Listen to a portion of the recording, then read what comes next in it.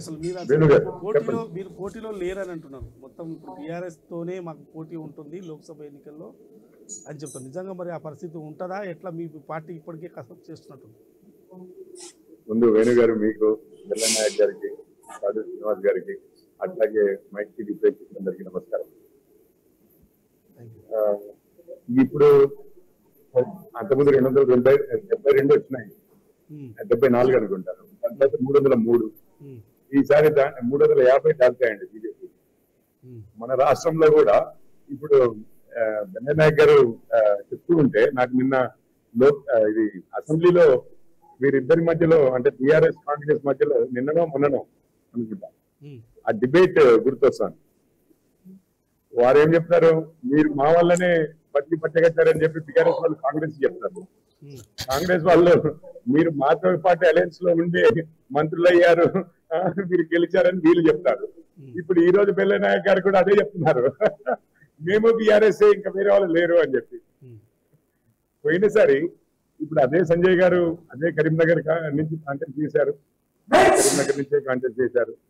పోయినసారి వచ్చింది ఎక్కడండి, ఏ సెగ్మెంట్ లో వచ్చినాయి? 4 ఎంపీ సీట్లు వచ్చినాయి మాకు. ఏ సెగ్మెంట్ లో వచ్చినాయి? ఎక్కడైనా కానీ ఒక్క సెగ్మెంట్, అసెంబ్లీ సెగ్మెంట్, ఆ 4 ఏదైనా గెలిచామా అసెంబ్లీలో? ఎందుకంటే మేము గెలిచిందే ఒక సీటు. ఆ 4 మరి లోక్సభ ఎలక్షన్స్ వచ్చేసరికి మేము 4 సీట్లు గెలిచాము. సో దేశం మొత్తంలో కూడా వీరు కర్ణాటక తెలంగాణ అని చెప్పుకుంటూ వస్తే పోయినసారి కర్ణాటకలో ప్రభుత్వం ఏర్పరిచారు, మధ్యప్రదేశ్ లో ఏర్పరిచారు, ఛత్తీస్గఢ్ లో ఏర్పరిచారు, రాజస్థాన్ లో ఏర్పరిచారు. సరే ఒక్క దాంట్లో కూడా వాటన్నిట్లలో కలిపి వారికి ఎన్ని సీట్లు వచ్చాయో ఒక్కసారి చెప్పండి. కర్ణాటకలో 1 వచ్చినట్టుంది. మధ్యప్రదేశ్ లో కూడా మధ్యప్రదేశ్, ఛత్తీస్గఢ్, రాజస్థాన్ ఈ 3 లాస్ట్ గా అయిన ఎలక్షన్లు తెలంగాణతో పాటు. ఆ 3 రాష్ట్రాల్లో బీజేపీకి వచ్చిన సీట్లు వీళ్ళకి మొత్తం దేశంలో వచ్చిన దానికన్నా 9 సీట్లు ఎక్కువ వచ్చాయి మాకు 3 రాష్ట్రాల్లోనే.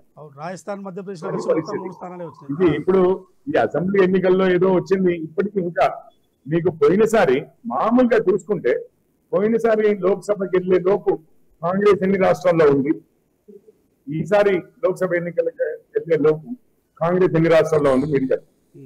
అసలు ఇన్ని తక్కువ రాష్ట్రాల్లో అసలు కాంగ్రెస్ ఎప్పుడు లేదనుకుంటాం.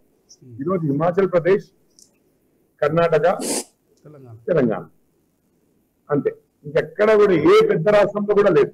అంటే ఈ ప్రాతిపదిక అసలు రాష్ట్రాల అధికార ప్రాతిపదికన తీసుకోవచ్చా, లేకపోతే 10 సంవత్సరాలు నరేంద్ర మోడీ గారు ప్రధానమంత్రిగా ఉన్నారు, భారతీయ జనతా పార్టీ అధికారంలో ఉంది కాబట్టి అన్ని రాష్ట్రాల్లో అంటే వారు రాష్ట్రాలు లెక్కలు చెప్పారు కాబట్టి నేను చెప్తున్నాను. వారు ఈ రాష్ట్రంలో మొన్న ఎలక్షన్లు అయ్యాయి, ఎక్కడెక్కడ ఎవరెవరు ఓడిపోయారు కాబట్టి ఎన్నిక మాకు బీఆర్ఎస్ కే అని చెప్పి మరి వారు బీఆర్ఎస్ ఇది ఎందుకు పాడుతున్నారో నాకు అర్థం కాలేదు. మేమైతే ఉంటాము, ఎవరు వచ్చినా మాకు లెక్కలేదు అని చెప్పి మాట్లాడుంటే వేరేగా ఉండేది. కానీ కాంగ్రెస్ ట్యూన్ చూశారు కదా, మాకు బీఆర్ఎస్ కే అని చెప్తున్నారు. దేశంలో 53 సీట్ల అండి ఇప్పుడు ఉన్నది. అది కదా పరిస్థితి. నేను ఇంతకుముందు రాష్ట్రాల విషయం చెప్తే అంటే ఎమ్మెల్యే విషయం చెప్తే నేను అంతకుముందు ఎన్నిట్లలో వాళ్ళ అధికారంలో ఉన్నారు, అప్పుడు ఎన్ని వచ్చాయి, ఇప్పుడు ఎన్నిట్లలో ఉన్నారు, ఎన్ని వస్తాయి అనేది అది చెప్పాను. నా ఉద్దేశంలో అయితే దేశ ప్రజలైతే రాష్ట్ర ఎన్నికల్ని సపరేట్ గాను దేశ ఎన్నికల్ని సపరేట్ గాను చూస్తున్నారు. పార్లమెంట్ వేరు, అసెంబ్లీ వేరు అని చెప్పి ప్రతి దగ్గర కూడా ప్రజలైతే మీరు దీంట్లోకి వెళ్తున్నప్పుడు కూడా చెప్తున్నారు. మేము నెక్స్ట్ ఎలక్షన్ మాత్రం దీంట్లో ఇక్కడ మాది నల్గొండ హుజూర్ నగర్ చేయబట్టి అక్కడ ప్రచారానికి వెళ్తే మేము అక్కడ పెద్దగా స్ట్రాంగ్ గా లేము, అసలు లేము మొన్నటి వరకు కూడా. రాష్ట్రం అక్కడ ఏమన్నారంటే ఈసారి కాదు కానీ మీకు మోడీ గారి ఎలక్షన్ కి మాత్రం మోడీ గారికి వేస్తాం అని డైరెక్ట్ గా చెప్తున్నారు మాకు. సో వాళ్ళకి తెలుసండి దీనికి దానికి మధ్యలో తేడా ఉందని చెప్పి. లేకపోతే చూడండి 100 సీట్లకు పైగా పోయినసారి కర్ణాటకలో వచ్చి 1 సీట్ వచ్చింది ఎంపీ ఎలక్షన్ లో, అసెంబ్లీ ఎలక్షన్ లో 100 సీట్ల పైన వచ్చి. తెలంగాణ పరిస్థితి రాష్ట్రాలన్నీ కూడా అంతే అయినాయి కదా, మధ్యప్రదేశ్ అన్నిటిలో వాష్ అవుతాయి కదండి, 2 సీట్లే వచ్చినాయి వాళ్ళకి అక్కడ కూడా. తెలంగాణ పరిస్థితి ఎవరి మధ్యలో పోటీ ఉంటుంది, మీకు ఎవరు మధ్యలో పోటీ ఉంటుంది? ఎవరి మధ్యలో పోటీ ఉంటుంది అనేది ఇంకొక 4 రోజులు అయితే తెలుస్తుందండి. ఎందుకంటే ఇప్పుడు అంటే నేను మామూలుగా ఇది కేంద్రంలో ఇప్పుడు రాహుల్ గాంధీ గారు వీరి అభ్యర్థి అంటున్నారా, ఇండి అలయన్స్ ఇంతకు ప్రధానమంత్రిని ఎవరినైనా ప్రొజెక్ట్ చేస్తుందా? అసలు ఈ ఎన్డీ అలయన్సే ఇప్పుడు 3 రాష్ట్రాల్లో వాళ్ళు గొడవ చేస్తున్నారు కదా, మమ్మల్ని ఎక్కడ కూడా కలుపుకోలేదు అని చెప్పి. అసలు అలయన్సే ఉంటదా? ఉండదా?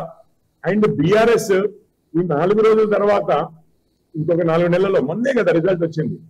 వాళ్ళు ఏ రూపంలో ఉంటారు, ఎట్లా ఉంటారు, ఇవన్నీ ఇంకొంచెం 4 రోజులు అయితే తెలుస్తుంది. తెలంగాణలో ఎవరితో పోటీ ఉండబోతుందంటే ప్రస్తుతానికి చూస్తుంటే అయితే నేషనల్ పార్టీస్ 2. ఇప్పుడు దుర్గానాయక్ గారు భలే ఎత్తుకున్నారు బీఆర్ఎస్ ని. వాళ్ళే చెప్పట్లేరు వాళ్ళు నేషనల్ పార్టీ అని.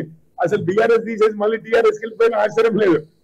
బీఆర్ఎస్ ని మాత్రం ఒకప్పుడు అది ప్రాంతీయ పార్టీ, ఈరోజు జాతీయ పార్టీ అని. అసలు నాకు భలే సరదా అనిపించింది వాళ్ళు మాట్లాడుతుంటే. ఇప్పుడు ఇది ఉండేది గ్యారంటీగా నేషనల్ పార్టీస్ మధ్యలో ఉండే అవకాశం ఉంది. ఇది గ్యారంటీగా ఉంటుంది అనట్లేదు, ఉండే అవకాశం ఉంది. సో బీజేపీకి కాంగ్రెస్ మధ్యలో ఉండొచ్చండి.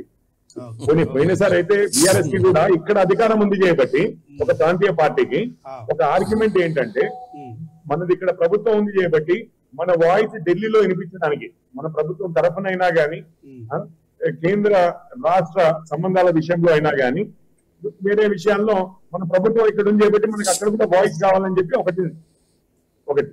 ఇప్పుడు ఏమవుతుంది, ఆర్గ్యుమెంట్ లేదు బీఆర్ఎస్ కి. ఇప్పుడు బీఆర్ఎస్ ఇండియా అలయన్స్ లో లేదు, ఇటు ఎన్డీఏలో లేదు. సో ఇప్పుడు ఒక్కడమే గెలిచి మొత్తం మీద ప్రభుత్వం ఏర్పరుస్తామని చెప్పి వాళ్ళు అనలేరు. వారు అనరు. ఎక్కడవుతారు? వారు నేషనల్ పార్టీ కాదని వాళ్ళే ఒప్పుకున్నారు కదా. లాస్ట్ వచ్చేసరికి అసలు ఈ రాష్ట్రంలో మిగిలితే చాలు, తర్వాత మహారాష్ట్ర, ఇతర రాష్ట్రాలు, ఆంధ్రప్రదేశ్ విషయాలు మొన్న అదేదో చంద్రబాబు నాయుడు గారిని అరెస్ట్ చేసిన రోజే తెలిసిపోయింది కదండి. వాళ్ళకి ఆంధ్ర మీద ఉట్టిగా డ్రామాలు అని చెప్పేసి అంతకుముందు అక్కడ కూడా వాళ్ళు ఇక్కడ ఎందుకు అన్నారు, అయిపోయింది. ఇంకేముంది, ఆ రాష్ట్రం గురించి మాకు పట్టింపు లేదు అన్నారు. అంటే వారు అసలు ఆ స్టెప్ వేసే కదా. కేసీఆర్ గారు కూడా దెబ్బతిన్నది మొత్తం మీద. ఎక్కడికో దేశకి నేత అయిపోతా అంటే మేబీ రాష్ట్రంలో అవసరం లేదేమో అని చెప్పి పంపించారు కదా ఇంటికి. సో ఆ మార్పు అయితే క్లియర్ గా కనిపిస్తుంది. నేను ఈ రోజు అంచనా అంటున్నాను, 3 నెలల తర్వాత ఏమవుతుంది, 4 నెలల తర్వాత ఏమవుతుంది అది పక్క విషయం. కానీ కేంద్రంలో అధికారం కోసం పోటీ పడుతున్న 2 పార్టీల మధ్య ఎక్కువగా ఉండే అవకాశం ఉంది. ఎందుకంటే ఇక్కడ టీఆర్ఎస్ ఉంటే అధికారంలో అది వేరే విషయం ఉండేది.